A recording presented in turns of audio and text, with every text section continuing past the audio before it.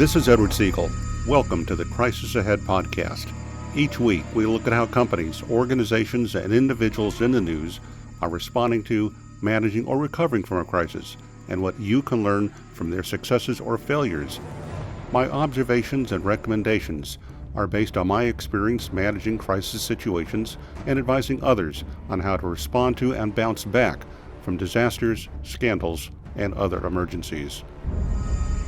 This week, I want to share with you some best practices for delivering bad news to employees during the coronavirus crisis. Perhaps you are one of the many millions of people who have lost or will lose their jobs because of the pandemic. Whether it happens now or later, you will not soon forget the experience of being fired. Although you may not be in a position today to fire or furlough people, you might have that responsibility or authority one day. Having to lay off people is not an experience you will likely forget either. Before the days of social distancing and stay-at-home government mandates, the best practices for firing people were very different. Workers were expected to be told the bad news in private and in one-on-one meetings with their managers or supervisors. They were given an opportunity to ask questions about why they were being let go. The COVID-19 pandemic quickly changed not only how and where people work, but how and when they are laid off. Thanks to email, Zoom, and other web-based video tools, many companies are delivering the bad news about the impact of the crisis to hundreds or thousands of employees at the same time. It's as if the employees were standing in the town square or sitting in an auditorium. Employers can fire anyone from anywhere, at any time, and without any opportunity for people to ask questions. That's exactly what happened recently when Weight Watchers, in a 5-minute Zoom call with thousands of employees, told them they were fired. But when delivering the virtual version of pink slips, business executives should exercise caution in what they say and how they say it. Keep these crisis management-related tips in mind. Remember the big picture. Place your difficult-to-make decisions within the context of the hard and challenging choices companies and organizations around the country and around the world are having to make. Show empathy and compassion. Put yourself in the shoes of the people who are being laid off. If you were on the receiving end of an email or video conferencing session, what would you want to be told? Before you push send or make the call, write down what you want to say, then read it to a trusted colleague, friend, or family member for their feedback and guidance. What you say to people may not be what they hear. While being laid off in this unprecedented national public health emergency may not come as a total surprise, the bad news may still be very hard to absorb.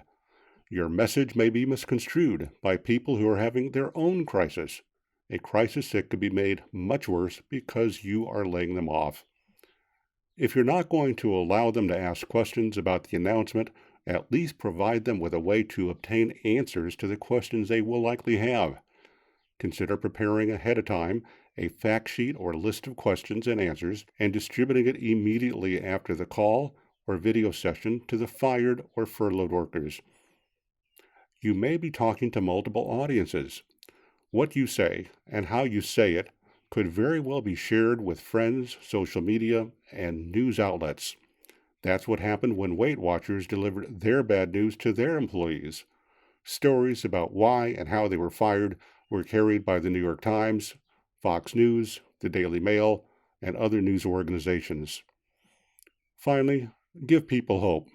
If you can, when appropriate and possible, provide some hope that after the crisis is over, there may be a chance they will be rehired, but don't give them false hope if there is no hope at all.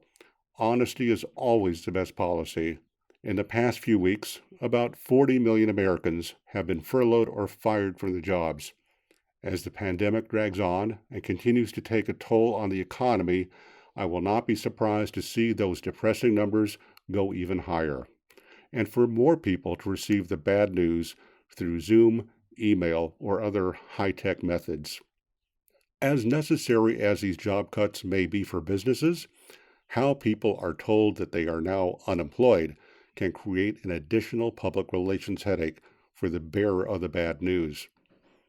There is an important crisis management resource I want to share with you. And that's my new book on crisis management.